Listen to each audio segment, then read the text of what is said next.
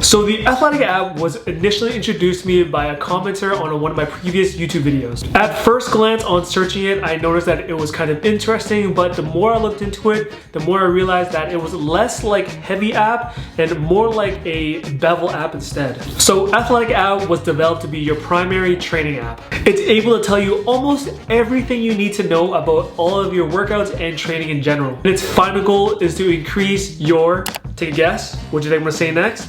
Athleticism, yes. Now if you said athleticism, make sure you leave a like down below so I know that you're not all bronze, but you got some brains too. Okay, let's start off with the features it has right now. So at first glance, it can tell you your recovery, your sleep, your exertion, and your energy burn. And a lot of those things you can actually see in your health app and even some other apps for free that I'll leave a link down below that I've also reviewed as well. But this is where things get interesting. The Athelytic app can also show you graphs where you're overtraining or undertraining. So when you first dive into the app and then you unlock the full subscription price, which is $38.99 per year, this app can show you tons of data. And while that can be a lot and good for some people, I think for most people it's a little overwhelming at first. And not only is it overwhelming, but also I don't think it's that accurate. So there's three main things. The first thing, you need a proper fitness tracker, and for me, I was using the Apple Watch Ultra 2. And like most, but not all fitness trackers,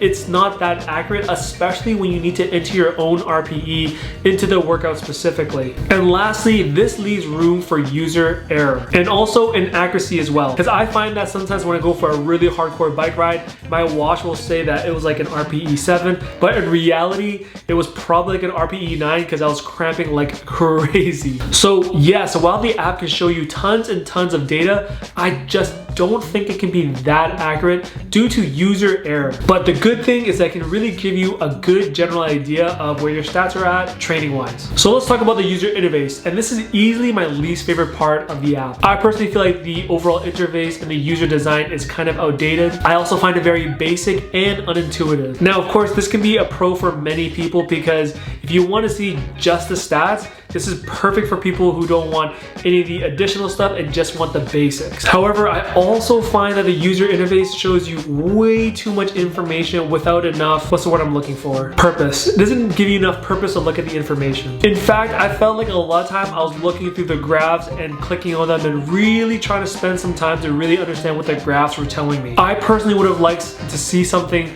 that's a little bit more simplified and almost summarized for me instead, so that I can see it at a glance. But of course, at the end of the day, user interface is also very subjective. So for me, it's not something that I like, but for you, it could be something that you really enjoy because it's simple and easy to look at. What I wish it had. So beyond having an interface that's too basic and also feeling outdated, I would have liked to seen something that's a little bit more like Bevel, where they have its own calorie tracker and its own workout feature inside as well. Because this is basically a useless app without paying the $39.99 a year. So if you want that full subscription, you're going to need to spend that money.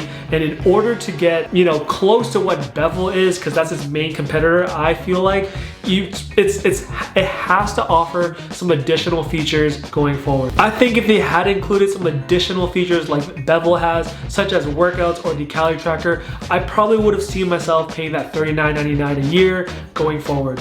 Okay, so let's go through my final thoughts. So truthfully, in theory, this app was supposed to be the ultimate training app for all athletes going forward. It was supposed to be the app to give you an accurate idea of what your training and your athleticism is. However, as someone who does lots of training, heavy lifting, boxing, and cycling, lots of high impact sports, I don't mean to flex, but those type of things, I just felt like I was okay not purchasing this app again. Unfortunately, the app is heavily dependent on your fitness tracker that you're currently using, and also if you're accurate in predicting your RPE for your workouts. And because of the inaccurate information provided from your fitness tracker and also your predicted RPE, how could this app possibly give you an accurate idea to help you improve your training and also your athleticism? You know, in my opinion, it just can't. It really can't. So again, I believe that this app is perfect for people who want to get a general idea of their training stats and how to improve their athleticism going forward. However, if you're looking for something that's a little bit more accurate, I suggest finding something else